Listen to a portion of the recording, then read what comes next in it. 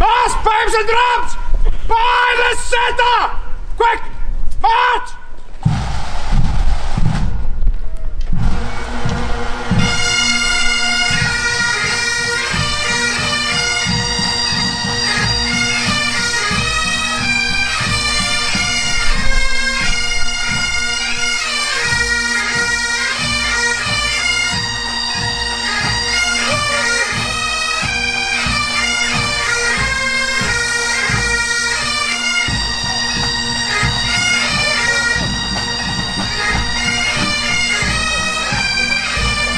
Padre, Fili, Spiritu Sancti. Amen.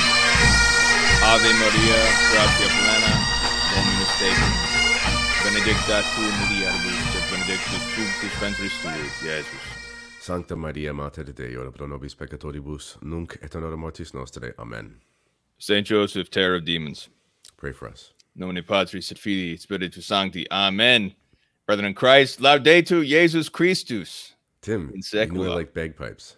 Yeah, you like the bagpipes? I'm glad you do. I didn't actually finish the intro yet because I gotta add an image of Saint Joseph, Terror of Demons, but I didn't have time yet. So I'm glad you like the bagpipes. I just added this. I just surprised Kennedy with this. I didn't even know intro. that was coming. One time it was I was at a rugby practice and we used to play at the we used to practice at the Army Navy Club, so kind of like a legion for ex-military members.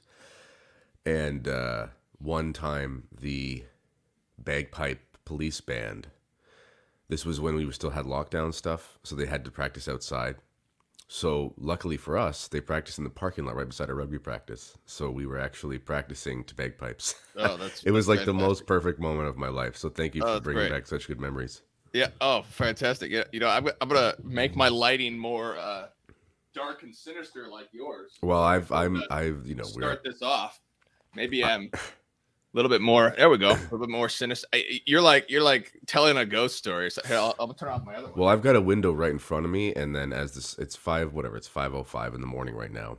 The sun will rise in probably 15 minutes or so. There we go. We're Oh still yeah. in Okay. July. Okay. Yeah. So we're recording this at 5 a.m. But I was thinking it would be fun to premiere this at around 5 p.m. our time. For On the Aussies. eve of First Wednesday, which would be right as the sun is rising on the first Wednesday of the world, which is by the Aussies and the Japanese and all that.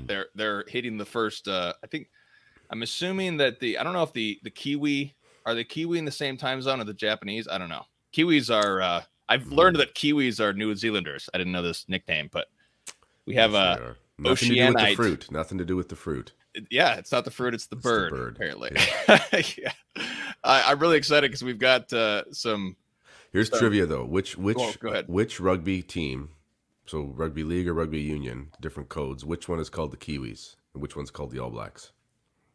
Oh, the All Blacks. Oh, wait, the All Blacks. I don't know. Did you know there were two types of rugby to begin with? No, actually, I did play rugby in high school, but You played rugby union though, right? With the scrums and rucks and everything, right? yeah, we did have scrums and rucks. So that's union. Okay, Okay, that's so this is to show my New Zealand brethren that I'm a true Commonwealth friend. The Kiwis are their rugby league team, which is the 13 aside, no scrums. You got to back up 10 meters after every tackle. It's kind of like a cross. Wait, you got to back up 10 meters after every tackle? It doesn't Yeah, just keep except- on going? No, you have. It's like it's more similar to American gridiron football rules. You have six. You wouldn't call them downs, but you have six Interesting. Okay. possessions, and then you got to punt it away. So there's no Boy. scrums in it. So there's less big heavy dudes out there. So it's more of a slash and dash kind of game. It's made for the fans. It started in Northern England. Anyway, it's Interesting. Okay. they're called the Kiwis though. Their national team's called the Kiwis. Yeah, to my fellow citizens in the States, the so-called American football. I say that so-called because there's 2 billion people in the Commonwealth, plus another 4 billion in the world who call football soccer. Obviously, soccer is football, but so-called American football, compared to rugby is kind of like I describe it as soccer, except you tackle people, because it's just what I love about rugby. What's so much fun about it, playing it, is that it's not even, you don't wear pads and you don't get hurt, which is funny. You're running with the ball, you're trying to get as far as you can, but then when you get tackled, it's okay to just go down. And when you intentionally go down, when you know you're tackled, you just give the ball to your teammate behind you, and he keeps on running. Yeah. And then he gets tackled, so he gives it up to his other teammate. Keep on going. It's so much fun. It's a really fun game to play. It is. Like, it's like football skills, but with basketball gameplay. Yeah, and American football is designed to get every inch out of your tackle, and it's also you're always tackling in a way to stop him from getting a single more inch. And so it's very violent in the sense that people get hurt a lot, because you're really trying to just destroy the guy and stop him in his tracks, and even put him back behind as further back as he can. There's also no, there's in the tackling rules, you have to always attempt to make a wrap. So in rugby, so it might not happen, but you have to attempt. So you can't, you couldn't like do a nosedive sort of charge at the knee. You'd have to make a wrap around the leg, which does cut down injury stuff. But one thing, I played football until I was 22, and I was a fullback. In high school, I was in everything. I was a pulling guard and a defensive end and a long snapper and whatever, everything you do. But university, I was a fullback, and definitely football was a greater risk for concussion. That's for sure, because it was we did like I formation, smash through the middle and hit the middle linebacker over and over again, sort of thing. That can wear on you. But it's the one thing that is unique to rugby, especially, is the ruck. I was a tight head prop in rugby, so in front of the scrum, and I was in the ruck all the time, because that's kind of you do the dirty work as a forward, and that is an experience. That is an out of body experience when you get into the ruck and you're basically. It's funny. There's all these rules for you have to try to make a wrap and all that sort of stuff for a tackle, but the ruck, you can literally just cannonball yourself straight forward with your shoulder into his chest while he's trying to guard his guy from getting it. And those were good days. I miss those days. It's so funny. It's been how many years since I graduated from high school, and I forgot which one was which between the scrum and the ruck. Yeah, you were a back, right? So the ruck is the formation that you have to push against each other when the hooker throws it. Or that's a scrum. That's a scrum. Oh, okay. The ruck is the restart every tackle. Oh, is that the one where you throw it in and they put them on your shoulders? No, that's a line out.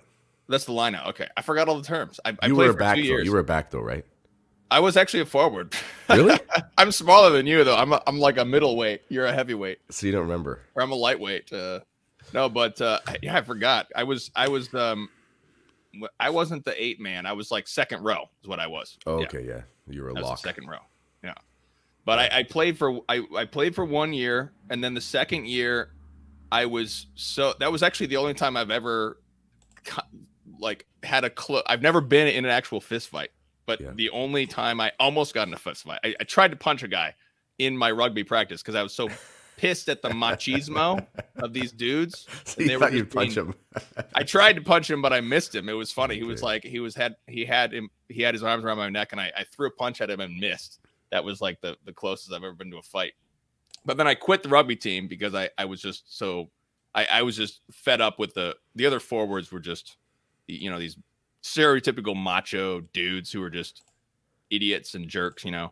And I just was so pissed off at them. So I quit the rugby team, but then they went off and won the state championship that year. So it was left out. But anyways, all right. So what are we doing here, Tim? We're here. What are we doing here? Well, this is the Terror of Demons morning show. We just been you don't even have your pipe, and we've just been shooting the breeze here for 10 minutes. Terror of Demons morning show. What is it based on? It is the Terror of Demons book written by Kennedy Hall. Here is the beautiful cover, and once I can have time to make an intro, I'll put this cover on the intro. This is about reclaiming traditional Catholic masculinity, and this is going to be on Meaning of Catholic and it's also going to be on TKR. Yeah. Every first Wednesday in honor of St. Joseph. And this brings to mind an important devotion that's really helped me, which is something that, so our Lord, Our Lady, and now St. Joseph are dedicated to this first week of the month. And this is a great opportunity. One practice that has helped me is that every single month coming into the first these days of the month is to rehash your spiritual life and focus on just one thing that you have to, one virtue, for example, one virtue you need to acquire this month, or one fault you need to overcome. Most of all, you need to be focusing on your predominant fault. But this is a great thing to do, because my late spiritual father once said to me that you have to, it's a trick of the devil for pious souls. If you're really working on your spiritual life, it's a trick of the devil to say, well, you have to actually figure out all these different sin patterns you have. But the trick of the devil is to say, well, you're not really pious because you suck. You've got all these problems. You haven't figured them all out. Unless you do them all at once, you're not real. You're not serious. And then the scrupulous soul fades away and devil gets you. So what you do is you say, I'm going to work on one single thing this whole month. And if I don't acquire this virtue at the end of this month, I'm going to just restart the next month. Let's try again. That's right. Keep on going and going and going until you got the one thing. So maybe you're trying to pray the rosary every day. You just haven't gotten that habit yet. Okay, this month, I'm just going to focus on praying the rosary every single day. At the end of this month, I haven't acquired that virtue. I'm going to restart, commit for the same thing for the next month. You keep on just every single month. You take an inventory, make a commitment, make a resolution, ask for God's grace. And if you don't acquire the virtue, that means that God did not give you the grace to humble you. And then you say, thank you, God, for this lesson in humility. Please give me the grace the next month. And then you keep on going and going until you've got it. That's when you've acquired something. So this is a great opportunity to make a spiritual resolution for a whole month.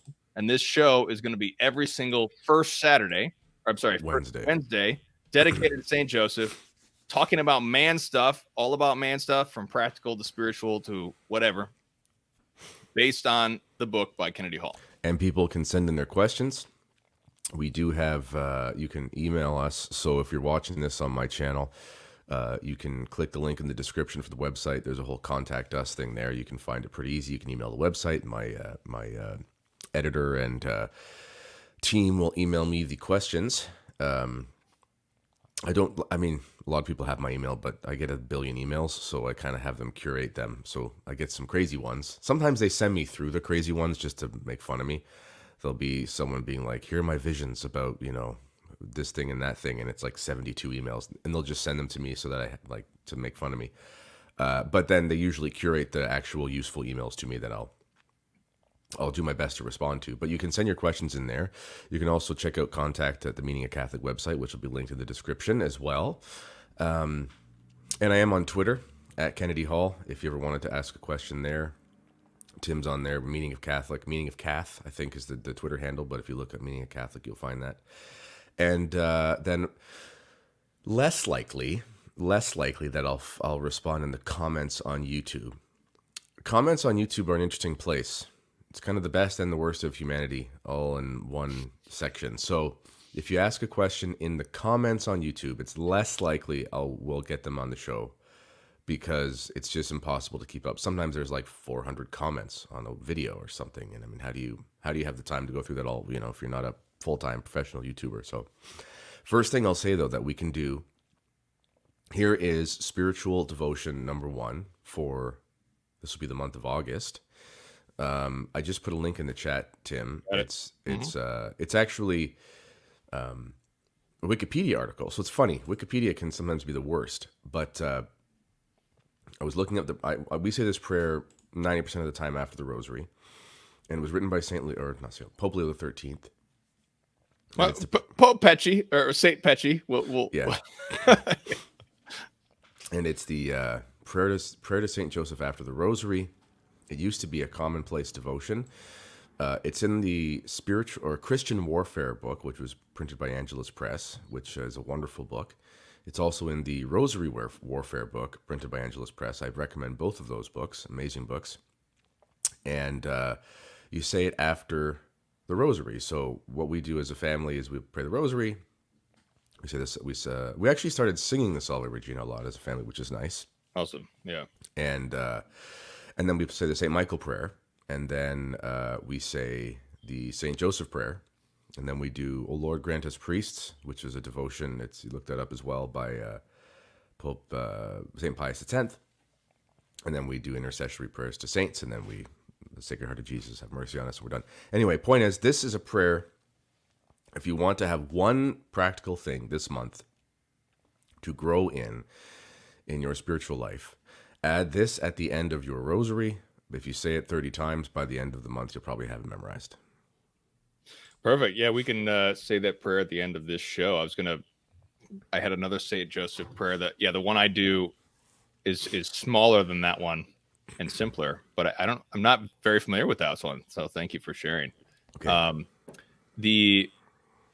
Let's see. And we also have the Meaning of Catholic Guild. If all the questions, we'll start with those questions, all your topics that you want to address. And so people who are in the group, you know who you are. So the first question that we had, I had all this prepared. Let me grab I was just screenshotting these. Here is the first one. First conversation is from Kevin. He says, how about something specific to guide a convert single men like me? As much as I would love to have a family, it is probably not going to happen. As such, besides going to Holy Mass and doing necessary tasks in the world, I am pretty much a hermit. Instead of a cave, I live in a log cabin. Sounds awesome. And he is also a Michigander like myself, but he is what we call a Youper because he lives in the UP Upper Peninsula, which is the beautiful peninsula above the Lower Peninsula, up by Lake Superior, up by Isle Royale. Some great French Canadian culture, French Catholic culture up there. Sault Ste. Marie, which is the Fords of St. Mary. The relics of Bishop Beauregard up there are soon to be saint, God willing, Michigan saint. So single men. Now, this is something that in the modern Novus Ordo world, I don't know if you experienced this, Kennedy. There's a talk of vocation in a new way, meaning, which to a degree, I have a problem with this because normally the understanding was that everybody gets married unless you have a vocation. A vocation is really a calling out of what is normal and ordinary, basically. Because what is normal is, most people get married. So you have a vocation that calls you out of that, which is typically when you say vocation, traditionally, it means priesthood. But now a lot of people can sometimes, I think in the Novus Ordo world, pious Catholics can sometimes get, like, young people can be really, really confused because they're like, well, what do I do? Do I get married? Or am I called to marriage? That's the question. Am I called to marriage? And I think that can be debilitating for young people sometimes because, I mean, most people just get married. Like, you see a beautiful woman and you court that woman and you make her your wife. But there's this other thing where people like Kevin can sometimes feel stuck because, hey, I'm a single man. I never felt called to the priesthood, haven't joined a religious order, or you're a single lady and you're older, and you're just, marriage is not there. So there's this other sort of vocation or feeling of being stuck because some people have talked about, I remember hearing it when I was in Novus Ordo world, talking about theology of the body and all these different things. The single life, that's not consecrated single life. So what are your thoughts on that, Kennedy? First, without getting too much into vocation, there is a lot of confusion over vocations. Even amongst the priesthood, a lot of people believe that you're sort of born with this like little special corner of your soul and you have to find that in your whole life. And if you have that, then you're supposed to be a priest. That's traditionally not really how it's understood. It's you're raised and formed a Catholic, and if you have certain virtues, and you enter seminary, and you stick it out, you then answer the vocatio, which is the bishop calling you to then commit for life to the priesthood. That's kind of technically where that idea of being called, like he literally calls you to the priesthood, and you answer yes or no, and then you commit yourself, and then anyway. So for a single man, well, it's funny. I was reading this question last night, and as I was walking my dog, which if you're a single man, get a dog. That's number one. Yeah, there you go. Even if you get allergic, get an outdoor dog. But so I play this game sometimes. So I've got 5 children, thanks be to God, and I'm married. And in an alternate universe, if I could be single, not wanting to, if my wife is watching, that's not what I'm saying. And I'm not talking about some tragedy happening. I'm just saying in some alternate universe where everything was fine, and somehow I still had the same convictions, and I was single. If I woke up tomorrow and I was single and everything was fine, same faith, what would I do? Well, to be honest, the first thing I would do, I'd probably work out more, but I would get sleep more. But there's an orphanage in Mexico where I had a major conversion at, and I would go there. That's kind of how I look at it. It's like, what would I do with, like, basically, I don't have my own children. I don't have my own family. What would I do with my time, too? Because all men have a certain type of fatherhood. Where would I go to express my fatherhood? And I would go to where these lost children were, which is where I was a lost, this is kind of sentimental, but I was a lost soul, and I was with the lost children, or the abandoned children, and I was picked up by God, sort of a very poetic moment in my life. And so if you are a man who is single, you have a gift of all of this free time, which can be a curse if you're idle. But if you can use it for the good, then you can be of a great service to the church and to your community. So I would ask this, I don't know this fellow very well. I've seen him a little bit here in the chats and stuff, but, do you have time to coach? That's a big thing as well.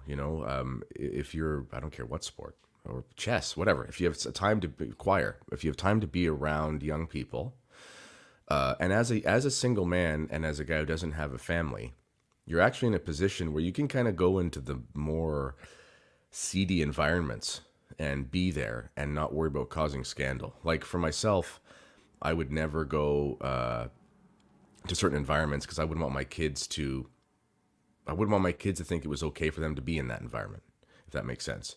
But if I was a single guy, you could be like, sure, I'll go help coach at your public school team where, it's like the most Marxist possible public school, because there are boys there who need someone to be the influence that they need in the football team in order to not just stay at a prison, but like pick up a rosary one day, So you have all of these freedoms where you can use your time in a way where you can go into areas where other people shouldn't go, where you can actually sort of make a difference, if that makes sense. So that'd be number one. I would say, what is a motivation you have to do something with young people who need your influence, and you have the time to do so where somebody else doesn't? That's number one. Secondly, I don't know what your situation is, but you talked about basically, I go to mass, whatever, and what else do I do? Well, if you are someone who is often alone, being alone often can be dangerous. If you look at there are hermits and desert fathers and things like that, but when these guys become hermits and desert fathers, they literally go to a cave or something like that. So yes, they're alone, but there are no temptations around. There are spiritual temptations, but there is no pornography. There are no women. There is no alcohol. There is no access to gambling. Like, they're alone in the woods without technology. Sure, you could get messed up in your intellect or something, but you're not going to walk into a brothel, because there isn't a brothel. So one of the problems with, younger men or even middle-aged men who are single and they're trying to live a pious life, but they live like downtown in the city and they have a smartphone and they have access to the internet. If there's a reason why the expression is, idle time, idle hands are the devil's playground. If you are alone and you're single and you have all this free time, this is a really big opportunity for sin. So if that were the case, I would recommend spending much more time around other people. And again, that would come into filling up your time with coaching and volunteering and that sort of thing if you can. Last thing I'll say is, I kind of joked about it, but get a dog. And, you know, I was talking with Marshall about this the other day on his podcast. And, you know, there's debate about whether or not animals can go to heaven in the sense that humans do. It's probably not the case, but okay, God can do things and fine. People can think about that if they want. But there is a reality where there is the new creation. It's very likely, it's almost certain that in the new creation, in a renewed heaven and earth, there would be the things of earth, and it'd be filled with the plenitude of creatures like it is here. There's a reason for that. It's part of a hierarchy of nature. So yes, there are probably going to be animals in heaven. And C.S. Lewis, this was one of the themes of all of his works, because he was a single man for most of his life. And in fact, his name that everyone called him was Jack. And the reason they called him Jack was actually because his dog as a child was named Jack and died when he was young. His name was Clive Staples, hence CS. But no one called him Clive, probably except for his dad, who died when he was young, and everyone called him Jack. So there's something about dogs. They really are man's best friend. And they're different than cats. For one, they're not little murderers. Cats are like super ninjas that they're very impressive creatures, but I wouldn't want to get on the wrong side of one. Whereas dogs, they're actually very needy. They're dependent on you. You know, you have to take care of them. You have to train them. You have to walk them. You have to give them attention. Otherwise they get messed up. And you have to think about them all the time. It's like, I'm leaving. I can't just leave my dog. I've got to do X, Y, and Z. So that would be one thing I would say is grab a dog. Those are the sort of 3 pieces of practical advice. Yeah, I really like what you're saying. I mean, we just got a dog ourselves in a similar circumstance as you. And yeah, was mainly for my wife, but yeah, it's quite remarkable, the dog companionship. And yeah, I really like what you're saying. So you got to take stock of some of your sins if you do have a problem with pornography. And this goes for younger single men too, who often have that problem in more abundance, unfortunately, because you're younger, whatever. But destroying, I mean, that vice is so prevalent and so destructive that you really need to just all out war until that's totally cut out of your life, because it is spiritual poison straight from the pit of hell. Yeah. Your book and your chapter on pornography or evil images in Terror of Demons is called The Devil's Playground. Very aptly named. Yeah. And if you are like Kevin and you live in the woods, that's a great opportunity for, as a Michigander myself, Michiganders love, and our slogan for marketing for Michigan is pure Michigan. We love our natural beauty in Michigan, as you do in Canada, because Canada is beautiful. It's like very much more sparsely populated. The UP is very much like Canada. It's more sparsely populated. So it has just this natural beauty that is very conducive to prayer as God designed it. God designed the natural world to be beautiful so that you could pray to him. That's his design of all the beauty of the creatures and the landscape and everything. It's to raise our hearts to God. That's why God created it that way. And as you said, there are very few people who are called to a true hermit life. A true hermit life is in a cave where you don't really, basically somebody brings you food is how it works. Somebody brings you food like once a month or whatever, and you just pray all day long as a hermit. You never talk to anybody but God or the angels or the saints. And you're just fighting on the front lines of the spiritual battle, and you're destroying Satan. That's what you do as a hermit. Now, if you're not called to that, and most people are not, it's a very, very, very unique and extraordinary vocation. I would encourage you, Kevin, to, or others who are maybe not going to get married. So destroying your sin is number one, your prominent advice. But there is also, as you said, there's many different opportunities to live out your spiritual life as a single man. Evangelism, serving others, as you said. And I mean, I would encourage you to investigate all types of the different spiritualities of the church, which God has given to us, because everybody in the church is different. People have different temperaments, different ethnicities, all sorts of difference. True diversity is our strength. And there's the Franciscans, there's the Dominicans, there's all sorts of different orders, different spiritualities that arise, that connect individual persons to Christ in a unique way that's suited to them in particular. And there's all sorts of what we call third orders, where there are laymen and laywomen who never really enter into a more formal organization of religious life, but live in the world, as we say, in the world, meaning you're, going to the grocery store and you're working your job and all this, you're living in the world, but you can still be connected in some way to the religious life. So connecting in some way to some group of other single men or single women, in the case of Kevin, obviously. But there's so many things out there that the church already has for single people. And so there's immense opportunities. So it's just a matter of exploring them one by one. You try one out, that doesn't work for me, try the next one.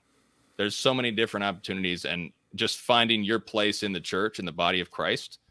It's a beautiful thing. Like for me, I've shared, I don't know when this was, but I really connected with the Passionist spirituality. Yep.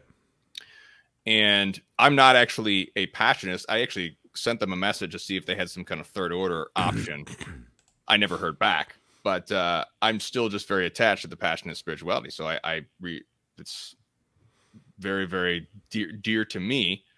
And that's where I find my place in the church's spiritual life.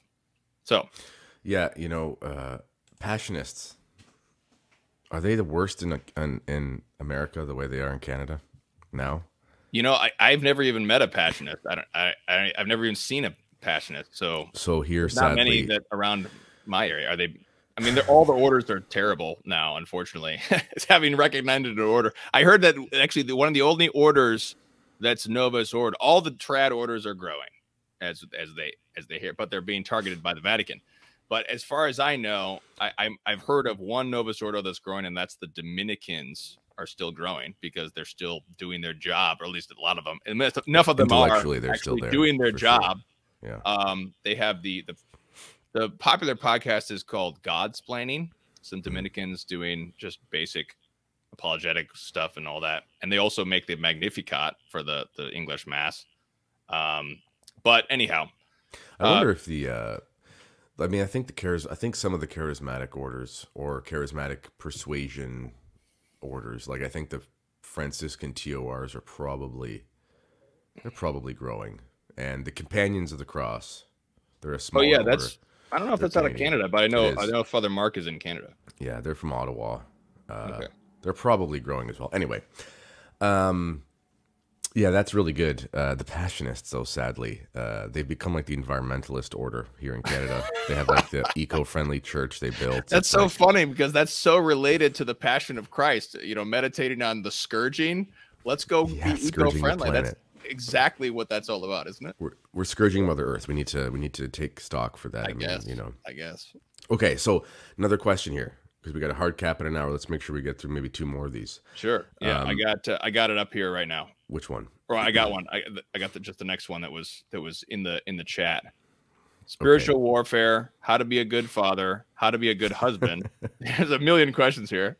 Grow in the virtues, particularly ones men are worst at: humility, gentleness, self-control, chastity. These are my suggestions.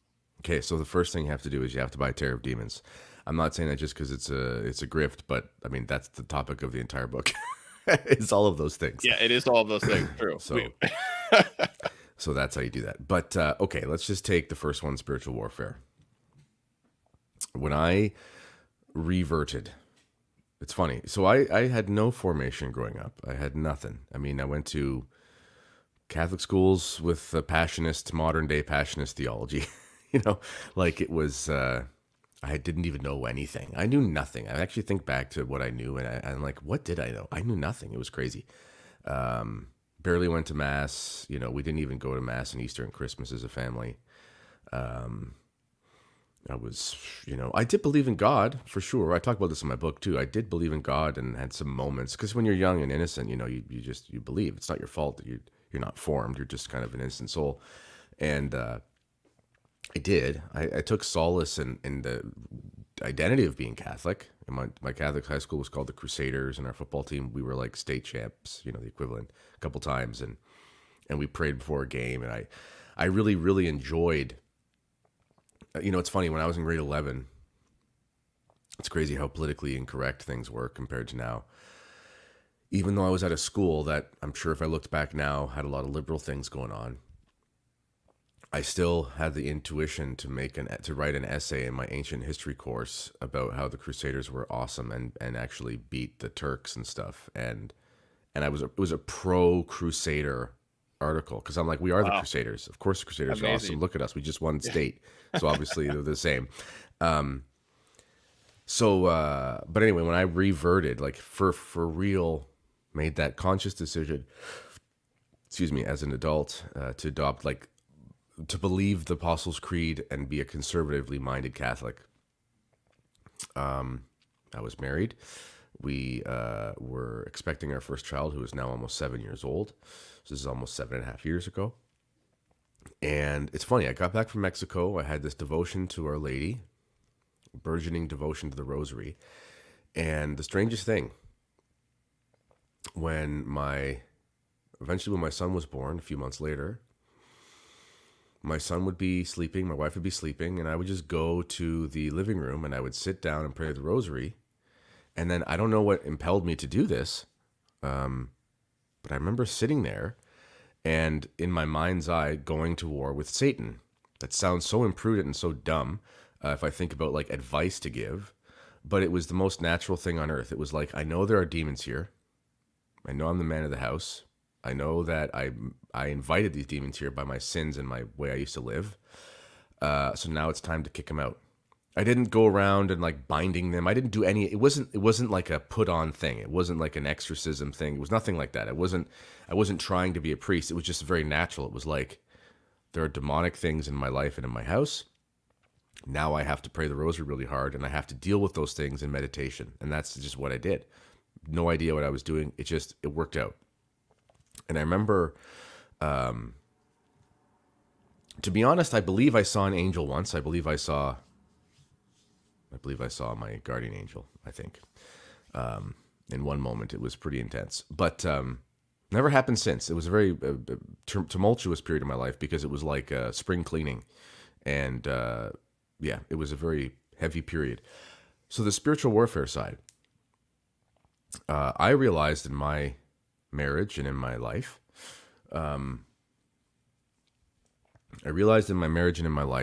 that the moment I started taking control, leadership, dominion, as Adam was given, the moment that I started taking dominion, remember that word dominion is very much related to that word dominate. We're not called to dominate, but dominion has some dominate in it if you need to be. So it's okay to dominate the spiritual life. And I realized when I started to take control, take leadership and so forth, the attacks really grew. But then as I weathered the storm, then they pretty much completely went away.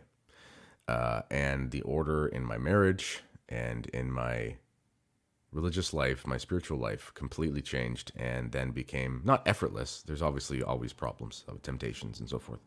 But the economy, the household economy, the infrastructure was set up, and everything now made sense and fit. There was no more contradiction.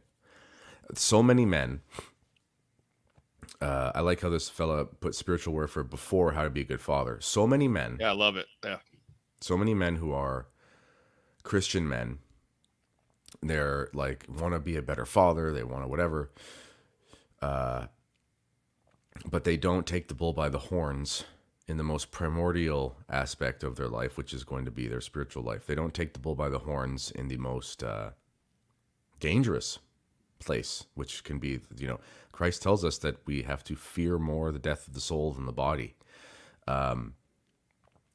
Obviously you have to get rid of the physical temptations in life and so forth. But if you don't go to work, get to work and get to business about your spiritual life and make sure the devil leaves your mind and your heart, and you root out those vices in a meditative sense. If you don't do that, then they will plague you. Writing this book, tons of people talk to me about all their issues. I get emails all the time.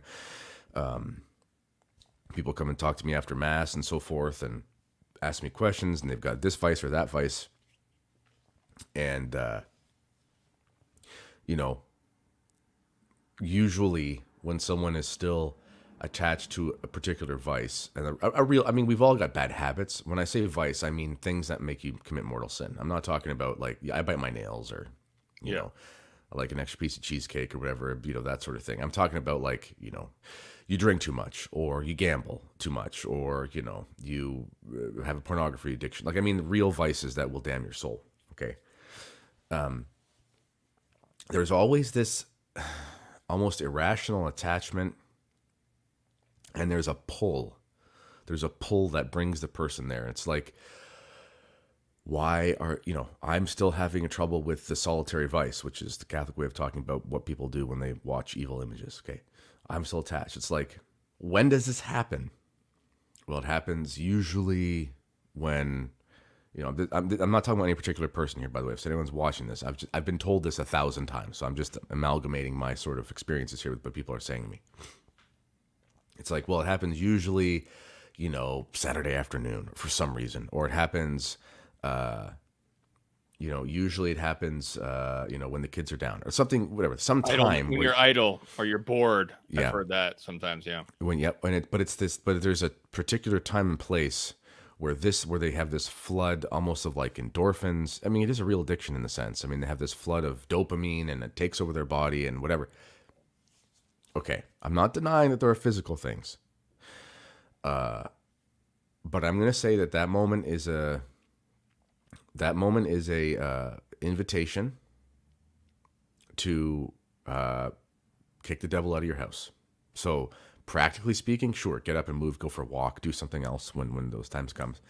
But the devil's not going to leave you alone.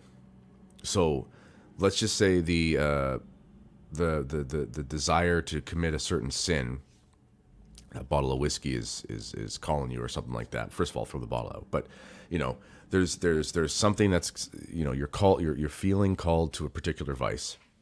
Well, first, yes, you have to do something very practical. Get up and go for a walk. This is where dogs come in handy. It's very hard to be idle at 10 at night with the dog because they got to go to the bathroom or they're going to pee in your house. But then when you get home, the devil's still going to be there because the devil is patient. If he has any virtues, one of them is patient. He's like a Marxist. How are Marxists so patient? That's one thing. I mean, got to give it to them. They are the most patient people. They will spend 60 years and 3 generations trying to ruin your life, and they can't even articulate why. This shows you how preternatural the whole philosophy is. It's completely demonic.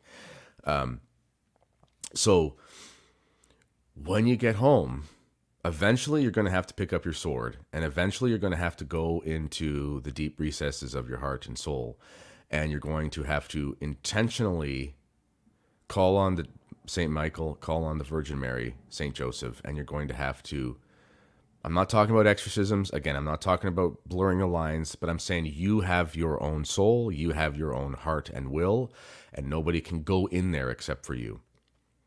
So when you're in there, you're going to have to say it out loud. Be like, get out of my life. St. Michael, cut the head of the serpent off. Our Lady crushes, like, say these things. I mean, it sounds crazy, but I remember when this happened and it was so natural, it came so naturally. And I would literally say these things out loud. And I remember, I mean, again, this is all, maybe it's just my own subjective experience. I'm not saying, I'm not going to write a book on Kennedy's mysticism. I am not a mystic. I'm just saying in this moment of my life, this is what happened. Yeah. And I remember like hearing swords, and like it sounded like lizards and snakes were getting chopped to pieces, and it was the most satisfying sound. And maybe I was hearing it, I don't know, but it was what I had to hear at that moment. I remember saying these things out loud, and a freeing moment, and it was like it's kind of like I think about life before that, and I look back now, and it was like there was always white noise. There was always almost like if you heard a helicopter in the sky, just in the background, you got used to it, or an air conditioner that was really loud, and you didn't even realize it was making noise the whole time. And then finally, when you did that, it's like it turned off, and all of a sudden, everything was in HD. The sound was like Dolby Digital or whatever, and you could hear things perfectly for the first time, and it was so calming. So that's the first thing, is the spiritual warfare. And yeah, again, let me just why don't we just do that? And I got another fun one after this. It's Sure. a controversial one. I like what you're saying, because spiritual warfare is not complicated. Overcome sin, get out of mortal sin, stay in the state of grace, fight the devil. It's like that. Unless you have an extraordinary situation where you have like a haunting or particular issues that you call an exorcist, that's like, okay, it's more complicated. But most of us, it's just go to confession, get in the state of grace. Yeah. And I love what you're saying. I mean, for me, I was very, very attached to the spirituality of the Psalter, which is exactly the same thing you just said. Every single morning, the Benedictine tradition is you start with Psalm 3, which is, I shall not be afraid of 10,000s of people surrounding me. Arise, O Lord, save me, O my God, for thou hast smitten all mine enemies upon the cheekbone. And it's a very militant psalm to begin the day. It's a beautiful psalm to begin. I love that psalm to begin the day. But there's so many things in the psalms that are militant, and it's all about destroying the world, the flesh, and the devil. Yeah. So whatever it is, whether that's the psalm or just saying it in whatever spontaneous way you can think of, we are made as men to fight. We have physical strength. Women have lesser physical strength. They fight in a different way. They have a different sort of fight. We have a very physical of this physicality of our spirituality as men to fight. And we are the heads of our families. And so we have to be fighting spiritually in order. If you're not fighting spiritually, you're not going to be a good father or a good husband. You have to be fighting as a warrior spirit in the spiritual battle. Everything else will flow from that. I love what you just said. Here's probably the final question. And that is, the topic is men's attire, men's modesty. I love this question. Men's attire at mass. Sometimes women can be the focus with modesty, but it is important for men to set an example by not underdressing. Suit and tie for mass. I often see jeans or shirts or sneakers, and that's not setting an example for our children. This is very good, because often as men, we can be effeminate when we talk about men's issues, and we can think immediately exactly as Adam did after he sinned. Oh, the woman gave me the apple. We can think, oh, wives, submit to your husband. Oh, woman, why aren't you submitting? Well, are you an effeminate jerk? Well, she's not going to submit to you then. Well, take care of yourself first. Modesty is a perfect example. People focus so much on immodesty in women, which is a big problem. That's a big problem. But first, set the example, men. You need to be modest. You need to dress like a gentleman. Go to church with a suit and tie. Dress like a man. Yeah. What are your thoughts, Kennedy? Yeah, and we should address that quickly with modesty. Like, it's, men and women are different. They just are. And, it's funny, even in our woke world, one of the places you'll find pure information about male and female is when you do marketing research about who buys what. I mean, sex still sells to men in ways that it doesn't. It sells differently to women. But visual stuff, like no matter how woke we get, the car commercials are going to always have a pinup model in a car. It's just going to happen that way, because they're stupid and they'll buy the car that way. Whereas if they're going to try to sell something using romance to women, it'll be like, here's the sensitive, like romantic man doing something. Like the sex is still going to sell to both, but they're going to do it in ways that are more stereotypical. It's going to be the Rico Suave guy who can dance and be handsome. They're not, it's just a fact, anyway. So modesty, primarily speaking, it doesn't just mean to do with clothing. It has to do with your general decorum. So like this is why you can have immodest speech. This is why you can have immodest presentation of yourself. You know, if you're puffed up and prideful walking into a room, that's actually very immodest. It's bad decorum. It's bad behavior. It's bad manners. You know, it's just pretty much what it comes down to. But particularly with clothing, it's very important. It's almost, I mean, it's as important as your speech, probably more important in a sense, because, you know, I can walk into a room. I could be a garish fella who doesn't really have very good manners, but if I'm wearing nice clothes and I'm walking in, I don't scandalize anybody. If I open my mouth, I might scandalize them. But a priori, I'm not scandalizing them by the way that I look, okay? Okay, so as far as church is concerned, we live in the West. I mean, unless someone's watching this who lives somewhere else. So generally speaking, we have cultural norms and we have societal norms. I don't really know why we wear ties. I know that there's some ideas about military clothing. I don't know. I know they look good. And I know that there is something flattering about wearing a tie. It's sort of slimming, and it does an aesthetic thing where it sort of elongates your torso so you look. I know the same thing with vests and properly cut sport coats. There's reasons why these things make sense. Why we wear particular types of clothes over others, I have no idea. I just know that as a man in the West, you know, I know what it's like to dress up, but I know what it's like to dress down. You know, I'm kind of in the middle here. I've got a golf shirt on. Obviously, Tim's wearing a suit jacket and tie. That's his thing. Whatever it is, I know what it's like to dress for a very important occasion, and I know what it's like to not. So when I go to church, I'm either wearing a coat and a dress shirt with a tie, or at least a coat and a dress shirt, or maybe a vest and a dress shirt and a tie, you know, depending, maybe a sweater in the winter, depending on the season. But I'm not going to be wearing casual wear. Now, that being said, if you were going to daily mass and you were on your way to work a trade, that's totally fine. If you show up in, like, you know, you have your work uniform on. In fact, there's something kind of noble about that in a sense, because you're dressing for the occasion that you're going to. I'm on my way to work, but first things first, I stop in and I see God. There's nothing wrong with that at all. But you wouldn't wear that to mass on Sunday because you're not going to work that day, normally speaking. So very simple. Whatever the formality is of your culture, maybe you're in Africa and there's different formal wear. You know what formal wear is, you know. Wear that, okay? Now, at the same time, it's not, you don't wear a tuxedo, because you're also not trying to stand out and be noticed by everybody else. And it's not a situation wherein people wear tuxedos, so you would stand out. Whereas if you wear a tuxedo to a wedding, many people are, and you don't stand out, right? So there's part of the modesty is not just dressing up, but it's also not calling undue attention to yourself, because that's bad manners, okay? Day-to-day life.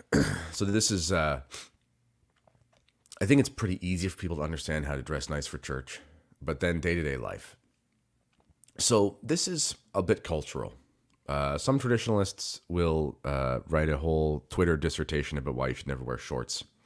For example, I don't really care. I'm not going to get into that. People can get upset about things they want to get upset about. But when you're walking down the street and you see a guy in like a nice golf shirt, got a pair of nice jeans or slacks or nice Bermuda shorts or whatever the term, I'm betraying my lack of fashion knowledge here. I haven't bought clothes for myself since I was 19, since I met my wife. Like, let's be honest. Literally have no. I have, maybe I bought socks. I haven't even done that. So, but you know what? Again, you're walking out and you know this man is dressed in a way where he is presenting himself as a respectable person. This man is not. You know, it's kind of like, what's the difference between a pornographic image and a nude fresco? Qualitatively, there's just a line that's crossed, and you know it when you see it.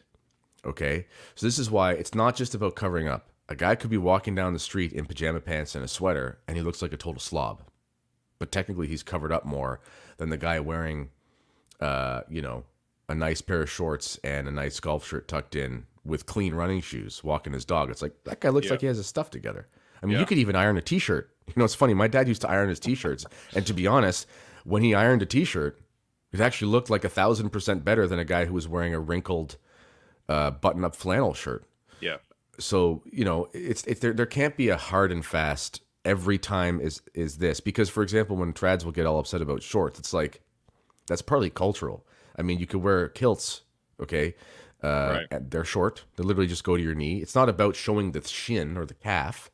It's about what is in your culture, what looks like something that you wear where it's respectable and what doesn't, okay? And then, but with women is a little bit different because, objectively speaking, there is a difference in how men and women are tempted by the opposite sex.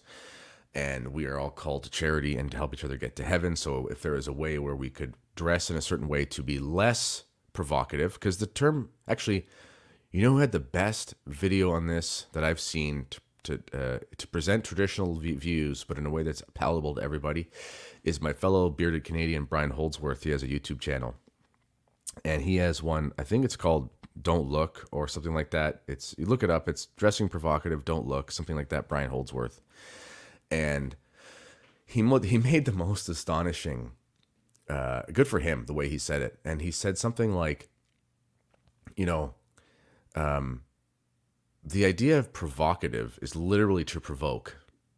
So he's like, I'm a man. I'm not asking to be provoked. It's actually kind of a form of sexual harassment that as I'm walking around in the summer, I am de facto being intentionally provoked by people who make decisions to wear certain clothing, and I didn't ask for that. You know, if we reversed that, it'd be like anathema. Yeah. So yes, there is a difference, but specifically for men, you know what as modest is when you see it, and so to dress accordingly to your culture. Yeah, I like the rule of thumb that you're saying is just be respectable. I think that men, a good rule of thumb, it's not intrinsically evil to wear shorts, obviously, but I think that I think the historical aspect of it is quite telling, because 100 years ago, the only people who wore shorts were boys. If you were a little boy, you wore shorts. And then once you became a man, all men wore pants. Now, in 100 years ago, also, all women and girls wore dresses. If you were a girl or a woman, you wore dresses. Now, what has happened?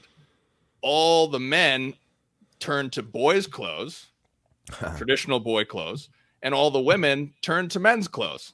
So the men are now showing off their boyishness, and the women are now trying to become men.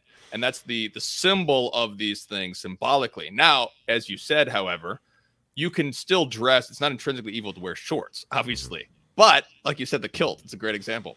But dressing in a way that commands respect, I think that's a great way. You're not provoking people as a man with your dress, wherever the decorum is. I love your distinction, decorum versus singularity, the vice of singularity, which is when you stand out.